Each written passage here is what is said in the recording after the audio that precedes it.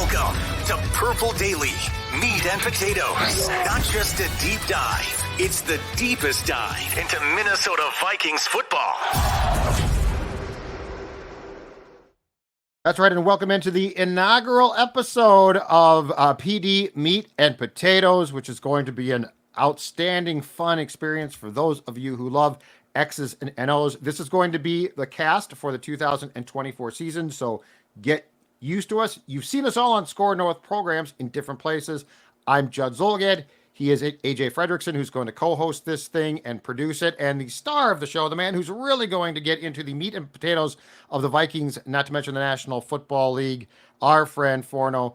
Tyler Forness, who you can find his stuff A to Z Sports, does a great job covering the Vikings there, and also his YouTube channel. Check it out, First and Skol, Vikings First and Skol, where Forno also breaks down things. But boys and Forno, welcome aboard. We are about to have some in-depth pigskin discussions. I hope you're prepared for it. Oh, I can't wait. This is going to be a lot of fun, and I can't wait to continue to break down all the film. And Judd is going to join me in that journey. We are going to have some fun getting real grimy and dirty, and it's going to be a fun year. And it is such a football show that AJ is playing hurt. As you can see, a sling on his arm. It doesn't even stop him. You should have seen. It's unbelievable. You should have seen the pass rush that Forno gave to me in the office. It was insane. It was a blind. My tackle. We'll have to break it down. But I'm excited to get into the X's and O's. He's got to stop trying that hip drop. That's the big deal here. Are you prepared for week one? That's all I care about. You know what? I don't care about anything else. Is AJ prepared for week one? All right. It's going to be a game time decision. Let's start with this, guys. The Stephon Gilmore signing, not surprisingly, reported as being agreed to on Sunday. Vikings made it official on Monday.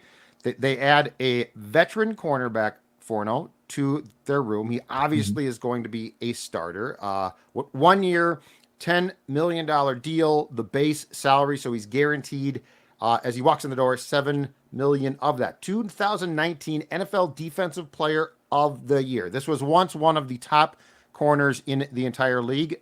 That isn't the case now, but he's familiar with defensive coordinator Brian Flores from their time together with the Patriots. He did play in every game. It was 18 games for the Cowboys a year ago.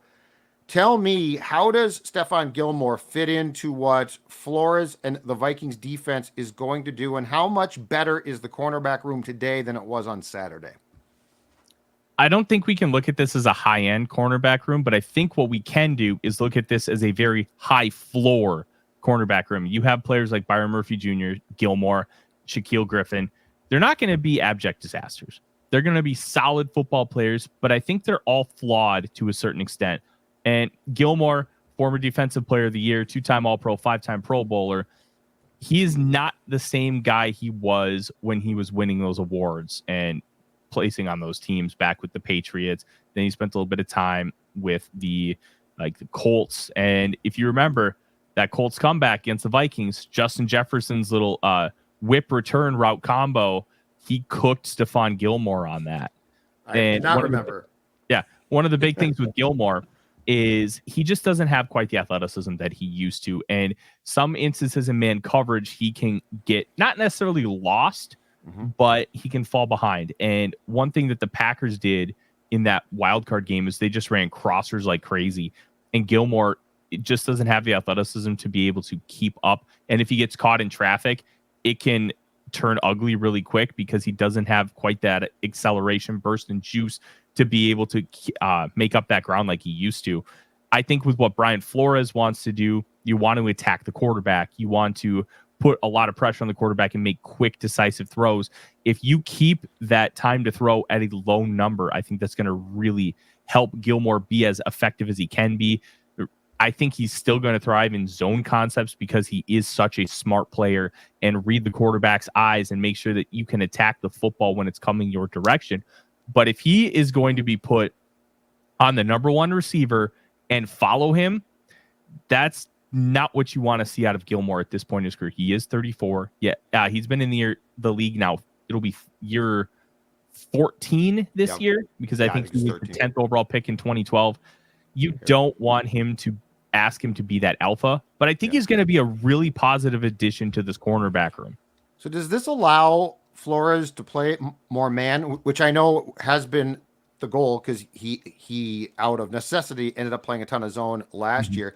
Does this allow you to go to more man, or is this still, to your point, yeah, Gilmore's going to help, your cornerback room is better, but you don't necessarily trust him or trust this entire cornerback core to play a ton of man coverage? Like, how close can Flores come to doing what he wants on the back end? I wouldn't say he's all the way there yet, but I think he's significantly closer to being able to play man coverage. Okay. It's not that Gilmore's bad in man coverage. You just don't want him on an island consistently, because I think you're going to be able to take advantage of him at a certain point. I think mixing in man and zone concepts, I think if you want to look at it from like a 0, you're playing all zone, and a 10, you're playing all man, you're probably sitting around a 5 where you can feel comfortable playing a lot more man and comfortable playing zone, but you want to be able to disguise and you want to be able to kind of mix and match your looks, which Flores is obviously great at. Griffin is the big caveat here because he was drafted by the Seattle Seahawks to play in that cover 3, the Legion of Boom style defense, and he was very good at it. He made a Pro Bowl, I believe it was 2019 or 2020, maybe both. And then he just kind of fell off. He's never really been a man cover corner. So the signing to me felt a little odd if they wanted to transition to more of that man coverage style, because that's not his game. So adding Gilmore, considering where he's at in his career, I think you can feel comfortable playing a little bit more man with him and Murphy. I do believe that Griffin's a little bit more of a wild card in that sense. But I do tend to think that they're going to play more zone because of the Griffin signing, because of where Gilmore's at in his career. But I do think you'll see a little bit more man than last year. I know it's kind of a convoluted way I got to the point, but there's a lot of interesting variables in how you look at these cornerbacks right now. Age? Got anything?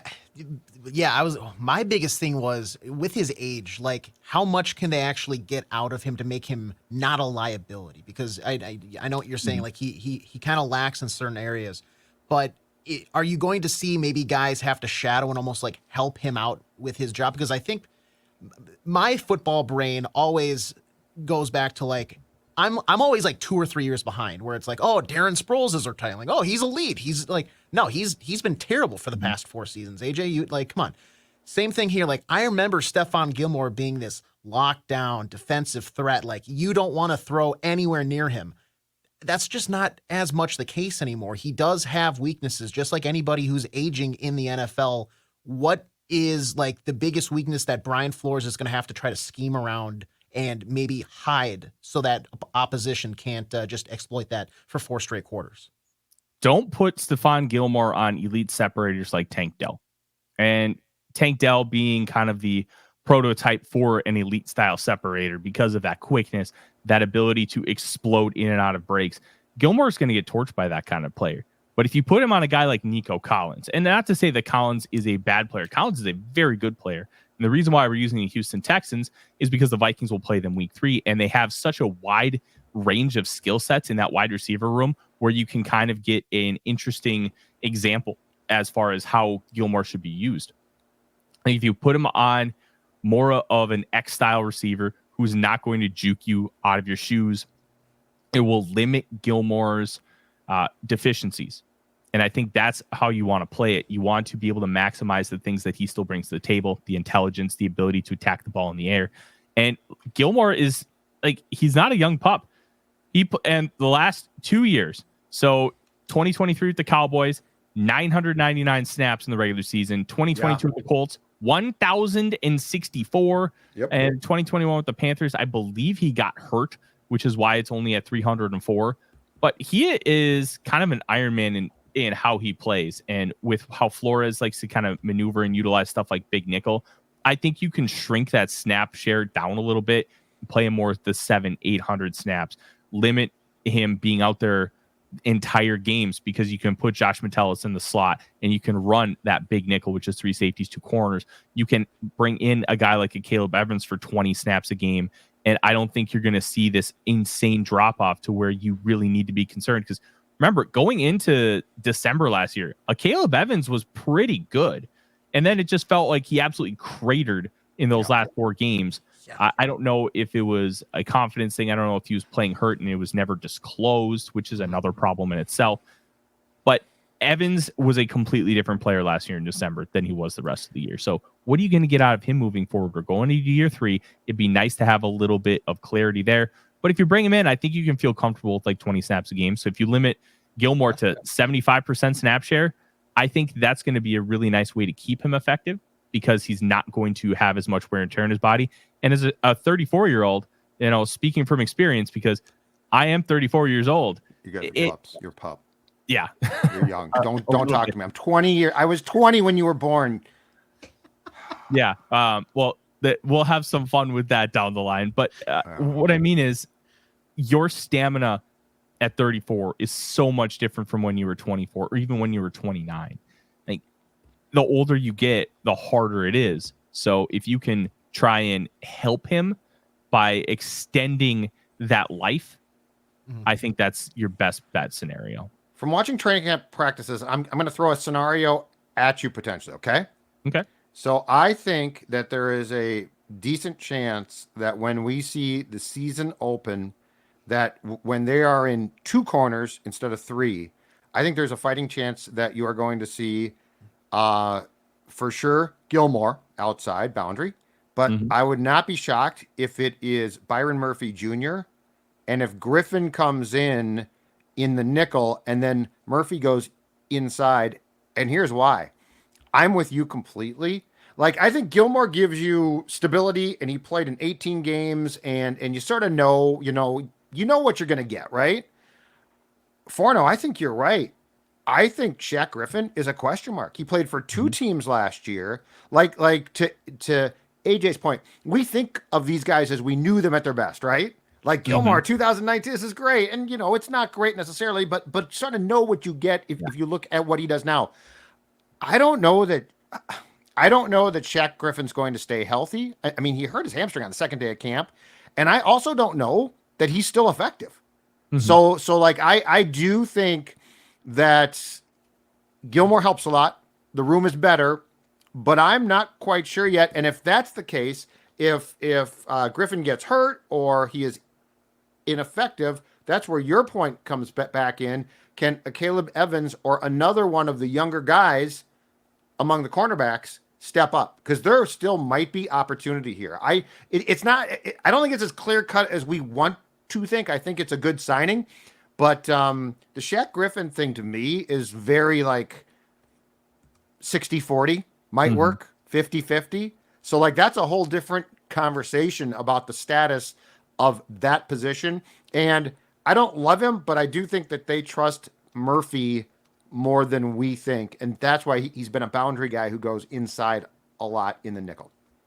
I think the big thing to kind of start with Griffin and then transition over to Murphy, that question mark, I think is why they gave him a smaller contract. Like $4 million feels like a lot of money.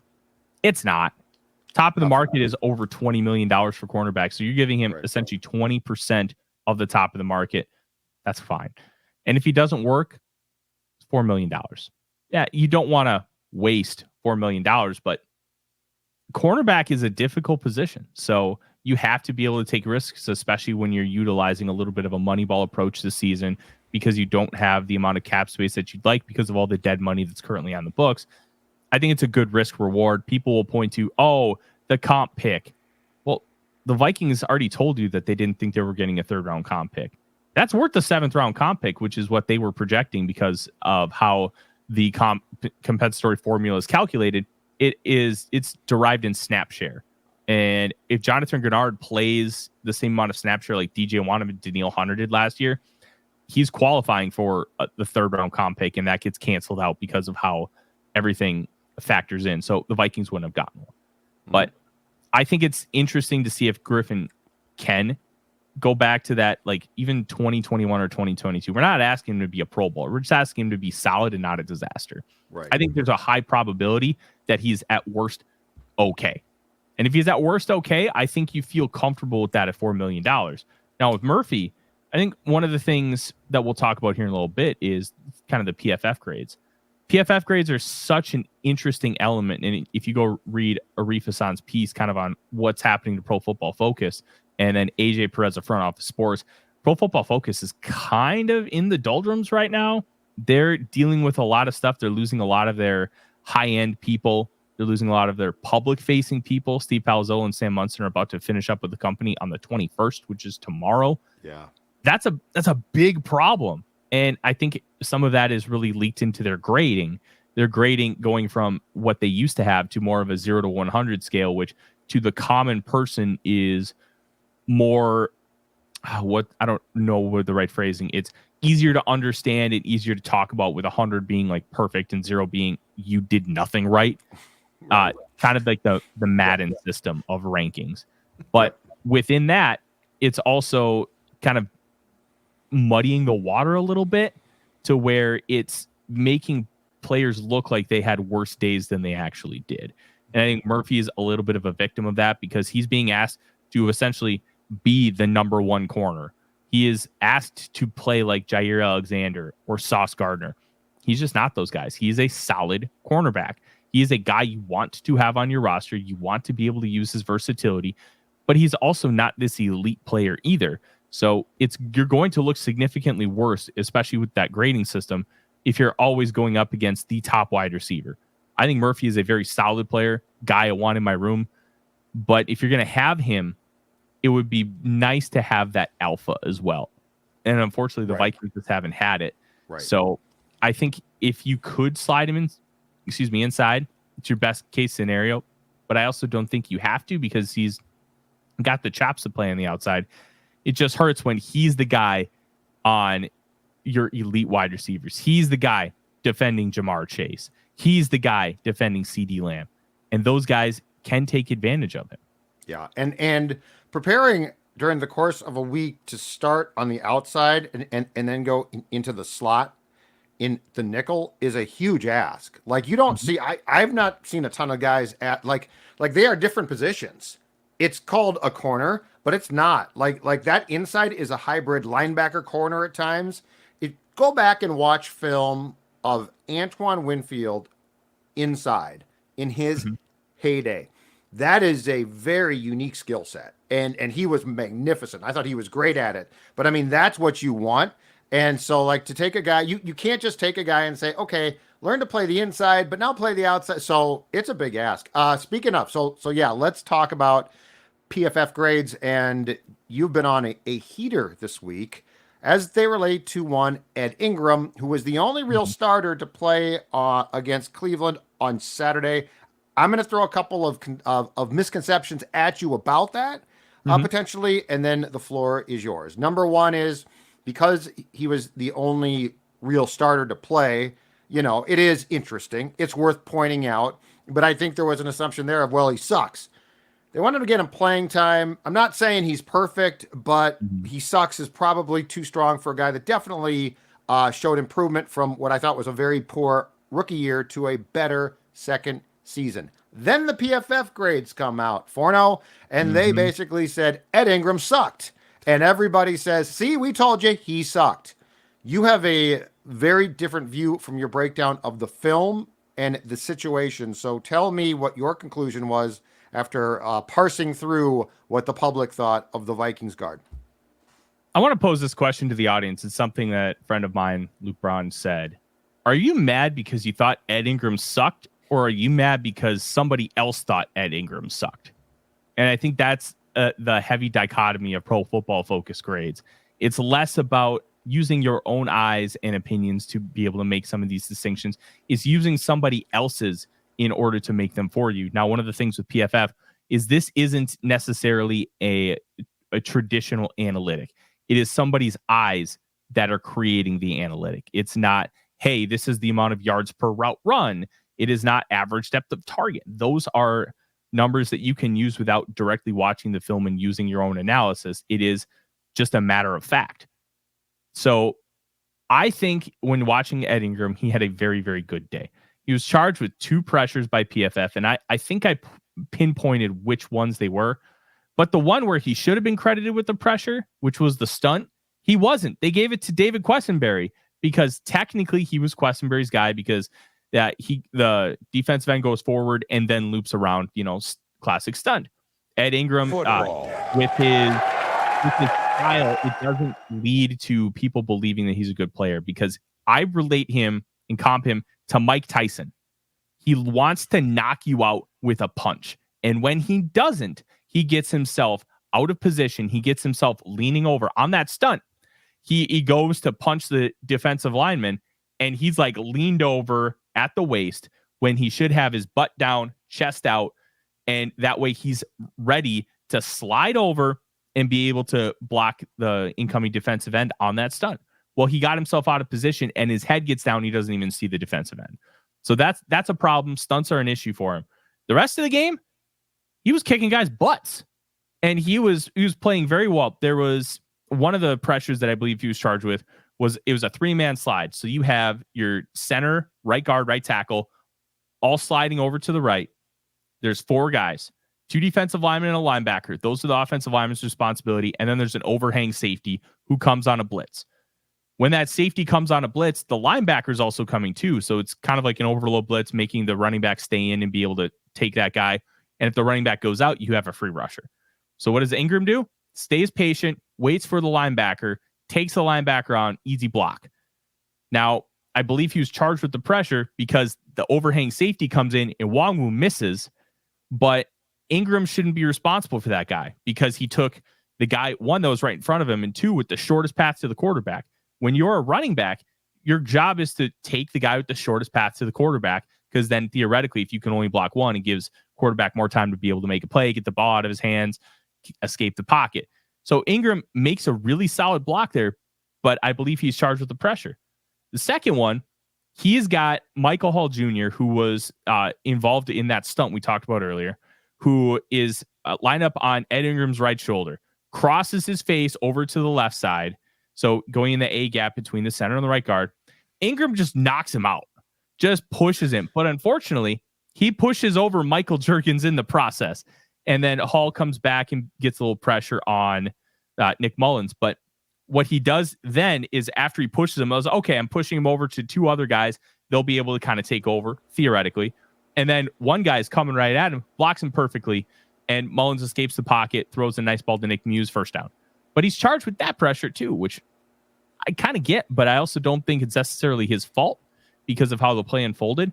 And he's just solid. If you don't like his play style, where you'd prefer a guy like Christian Darrisaw, where he's going to run block, he's going to grab you in the armpits and drive you into the ground like you are a metal stake.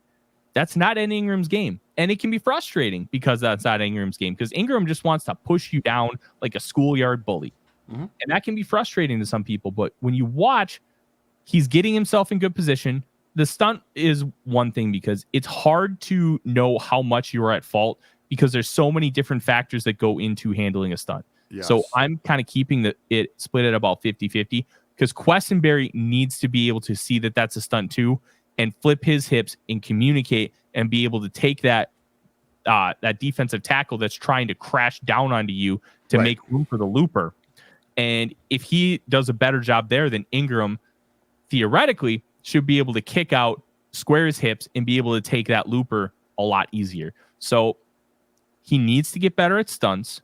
He needs to overall improve. I wish he would drive block more, but that's just not his game, and I just think it needs to be accepted. Mm-hmm. But he's played well over the course of the first 2 games.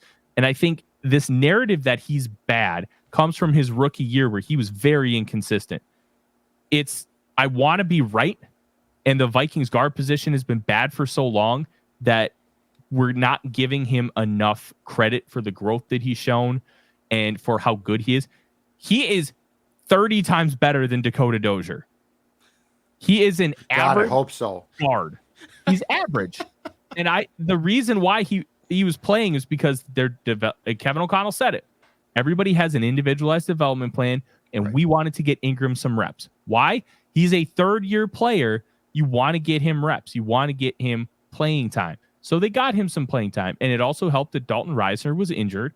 But they even said, even if Reisner was able to play, he would have played. He's not going to lose the starting guard job. I don't think Dalton Reisner makes the team, because as Mike Zimmer said, you can't make the club in the tub. Agreed. Yeah. And nobody has taken a first-team rep from him yet. Right. Nobody.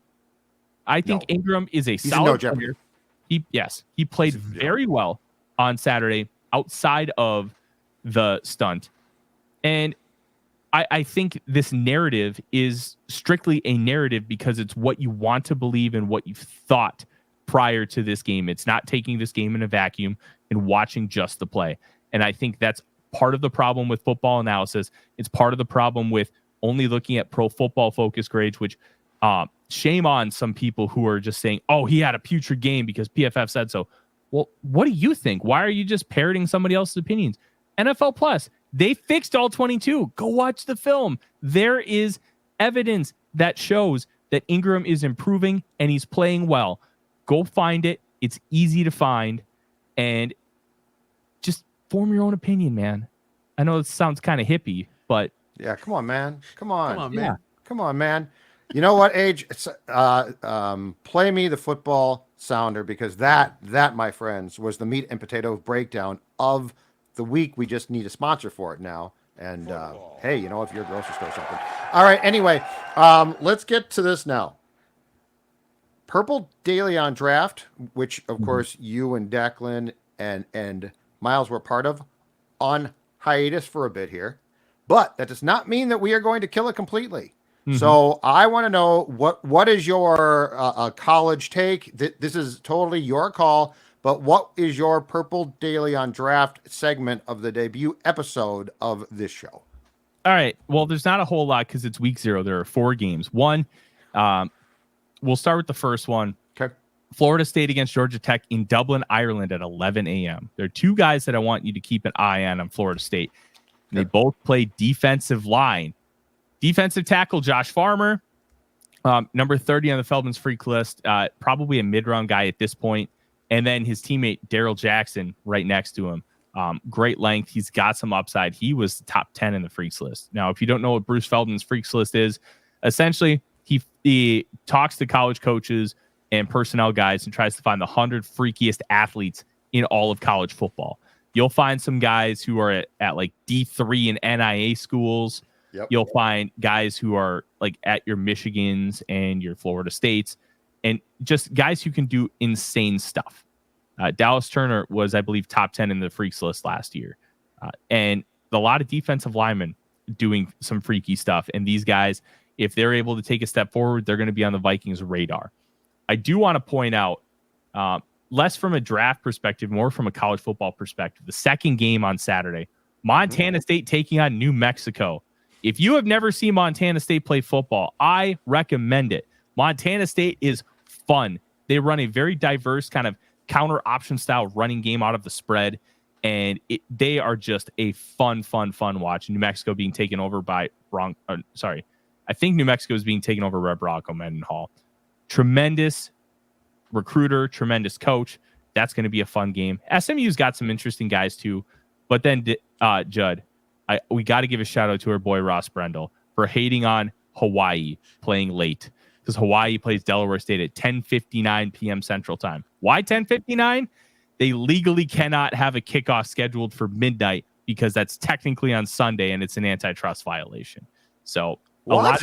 Wait, whoa. You got to explain this. College football is not allowed to play on Sundays during the NFL season. Technically, the NFL season has already started. That's why the NFL will only play on Saturdays after the regular season of college football. So it's an agreement. Yeah. Basically to make sure that neither one infiltrates on the other's property per se. So it has to be at 11:59 Eastern. Is that correct then? Yes. Okay. It can go into Sunday. It just can't start on Sunday. So it basically, you kick off the ball. It's Saturday. The guy could receive it on Sunday, and then you're fine. Wow. I feel like we're that's awesome. Not leaving a lot of like safety zone. What if there's a weather delay? What if there's electricity? Kickoff is on Saturday. It's so okay if they technically kick off on Sunday. Okay. All right. If they're a few minutes late, it's not a big deal. It's the scheduling that matters. Ref had some bad lunch. He's stuck in the bathroom. Gets out We'll there. just replace the ref. Exactly. We're 3 minutes late. Sorry, guys. Have to postpone. It's now officially Sunday. So from a Vikings fan standpoint, though, if they're going to watch a couple of guys on Saturday, Florida State's Josh Farmer and Daryl Jackson. Yeah, you want to watch the defensive lineman. I mean, edge rusher could maybe be a priority. I think Quasito-Fomensa values edge rusher significantly more than the defensive line, but I'm also not sure how much, because I think you can look at this past draft class and be like, okay, the edge group is significantly better than the D-line group. And if I load up on edge, then I can spend my whole next offseason trying to fortify the defensive line, where the draft is very strong. I think it's more of, hey, I'm just going to take the resources as I can get them rather than force it, which is why they didn't address the defensive line nearly what we believed that they should have. What's your projection on the 2025 draft class at cornerback? Very, very, very, very, very good. You have like 3-4 guys who could potentially go top 10. Travis Hunter being the probably considered the best by most. But the big thing with Hunter is he's not a phenomenal athlete. He's a good athlete. He's got elite level instincts. And there's a reason why he's with Deion Sanders, because he believes that he can be like Deion Sanders. But the one thing Deion had that Hunter doesn't is that elite level athleticism. But the instincts are fantastic. Yep. He's only like 180 pounds, which is a little bit of a problem. I saw him last year. He is impressive. But he plays both ways. And it's kind of, remember when we had the conversation about Andre Carter, Army training, you're doing more cardiovascular endurance training, or in the NFL, you need to be more explosive. Yep. Well, when you play both ways and you're playing over 100 snaps a game, you need to have that cardio. And he's a little bit more slender and not as physical and strong as he probably should be for the position. And that can kind of hinder him. He can get bullied a little bit, but there's a lot of talent there. Will Johnson for Michigan is probably the prize prospect. Going to be a true junior. Dude is just bonkers. He's so good. And Benjamin Morrison from Notre Dame is an interesting one. And Denzel Burke from Ohio State is another guy that's going to stand out. There's also a kid, I can't remember his name, from East Carolina who's getting a lot of buzz. There's some real depth to this class. So good. I'm really intrigued to kind of dive in and kind of see how some of these guys are shaping out. But there's a lot of talent at both those positions. And Judd, running back. Running back is loaded. You could get a guy in round 3 that probably would have been running back 1 in last year's draft class. Like, that's how loaded it is. Oh, I love this. If you're a Vikings fan, that's great news. All right, let's wrap it up, Age, with what I like to call football-y football questions. Football. There we go. We're still working through the one arm here. You got one arm. It's really, okay. Just be prepared for week 1, damn it. You're playing hurt. We respect it. Get out of that sling for week 1. We need you. So this is the inaugural episode. So we didn't have too many, but for the future, if you're listening, if you're watching, email questions to pdmeatandpotatoes@gmail.com. Anything in depth you want Forno and Judd to surprisingly that handle is not taken on Gmail, so we were able to make that. But pdmeatandpotatoes, just spell it out. Send me your questions. We'll get this every week. Leading off here, Forno. Corey wants to know, how much differently does Kevin O'Connell design his offense for when JJ plays in the game versus when he's not? We saw a large stretch last year with his absence while he was hurt. So is it just kind of a next man up, Jordan Addison, you're stepping into the JJ role? Or is it when he's on the field, everything is centered and designed around Justin Jefferson? It's an interesting question. I don't think the offense changes as much. Okay. I actually think the offense is more about the system, and obviously you want to be able to cater to some of your star players. You want to be able to accentuate their strengths. The play calling might change a little bit when Jefferson's off the field, but it's not going to be where you're going to completely change your offense. The main thing with Jefferson being off the field is you have to worry about coverage shifts. And if Jefferson's off, guess what? They're going to play a lot more aggressive style coverage because they don't have to have 2 guys focused on Jefferson. And I think you saw that in the Chicago game the week after the week after Jefferson got hurt. Mm-hmm.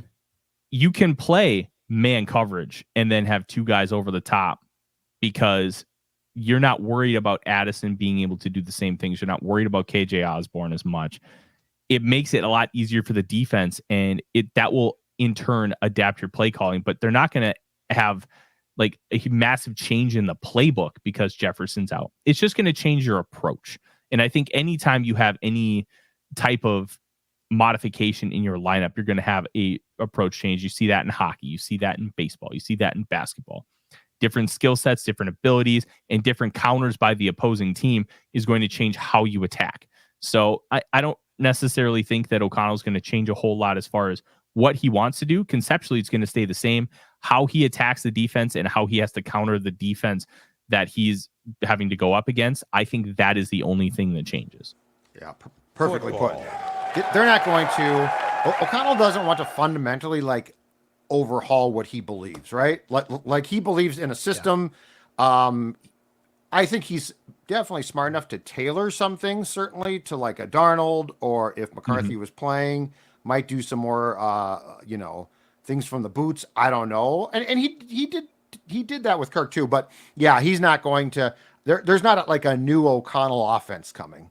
We're going to see a lot of the same things because that's what he believes works, and he's not going to change that. Adaptability is good. Overhaul, though, really doesn't happen in this league because coaches are hired to run a system. So I'm with Forno on this one. All right. Going from the wide receiver to running back position here, Anthony reached out. He is curious, how much is going from Alexander Madison, who by statistics and eye test was just not great last year, to a proven back like Aaron Jones? What does that allow for the run game in terms of, can they add anything? Can they get a little more fancy with it? Or is it just the same of, let's establish the run game by actually giving him the ball this year? So that's a really interesting question. And I think when you look at Alexander Madison, his issue was he didn't have the juice. It wasn't because he wasn't seeing things super well. I mean, there have been vision issues in the past, but if he saw a hole, the hole would start to kind of close up, or somebody would be able to pursue him really quickly and be able to take him down without being able to really make an impact. So like an 8-yard gain would become a 4-yard gain. And those add up because you're just not able to take advantage of stuff. If he had Ty Chandler's speed and burst, I think Madison probably could have been like a 1,400 yard back, just because that matters so much when it comes to how you play this offense. And he just didn't have the juice. With Jones, you have the juice. You have essentially a souped up version of Alexander Madison. Jones is not a spectacular back. He is not elite at any one trait. He's very good at just about everything. And being very good at just about everything is a heck of a thing to have at the running back position. So when you look at all of those factors, I don't think the ability to do any specific thing is going to change how Kevin O'Connell wants to attack in the running game. I do think he's going to feel more confident that Jones is going to do what he's asking, that he's going to be able to make plays in the concepts that they're calling. I do think that we're going to see more man gap power stuff than we're seeing zone, especially because Ty Chandler's going to be in the mix, and Chandler's vision isn't great with zone. But if hey, hit the B gap on the right side, go zoom. Chandler's pretty dang good at that, and he showed that all throughout last year. And it's about accentuating those guys and feeling confident about those abilities. And I think he's going to have a lot more confidence, which in turn is going to lead to more running calls and more success with those calls. Chandler can put his foot in the ground and go. Madison couldn't. So, I think that's correct. The thing with Jones, too, is I think what Jones does is he's going to be a security blanket for O'Connell, so O'Connell won't feel the temptation or need to abandon the run. And that's what happened last year. If you guys recall, we had a lot of these same discussions a year ago at this time. O'Connell was like, I'm going to run more. I didn't run enough last year, and it's going to be great. And I even think that they started the season, I think the first play against Tampa Bay had CJ Ham and 2 tight ends. So they showed a want to run, and then they started to try to run, and it didn't work out well. So, and I do think Jones, the one thing I would really like to see, among other things, is an improved screen game. And I think Jones gives you that potential as well. So yeah, I think they went out and got it back. And it wasn't that Dalvin 2 years ago was bad, because he did have some big runs, but he also lost a ton of yards. And he was sort of at that point in time, and he was not an old man, but he was aging for a back. He sort of was showing that he was, not necessarily didn't have the wheels that he had possessed 3 years prior. And as far as I know, he's not with the team now. So it's been proven, because 2023 for Cook was a disaster. So yeah, I think this gives you a run game that you can not just be confident in going into the season, but remain confident in. And that is something they did not have for sure last year. Hey, Forno, great stuff. The meat and potatoes was outstanding. I enjoyed them thoroughly. To be truthful, there is nothing better than a baked potato, like just with all the football fixins, sour cream, a little bit of butter, some chives possibly. So great work. And again, check out Tyler's stuff, A to Z Sports. So he covers the Vikings, does a great job there, and his own personal YouTube channel, which is Vikings First and Skol. AJ, you played hurt. You did fantastic. Yeah. I hope you're okay for week 1. I'm a little bit concerned. I'm interested. I want to see my PFF grade because, it's bad. I saw it. It's terrible. As we talked about, the PFF grade doesn't always reflect what the tape shows. So yeah, we'll let the people decide. You got beat Unlike by stunts. the true hockey guy, AJ, you didn't hide your injury, then tell us after the show. I'm a little disappointed. Exactly right. Upper body.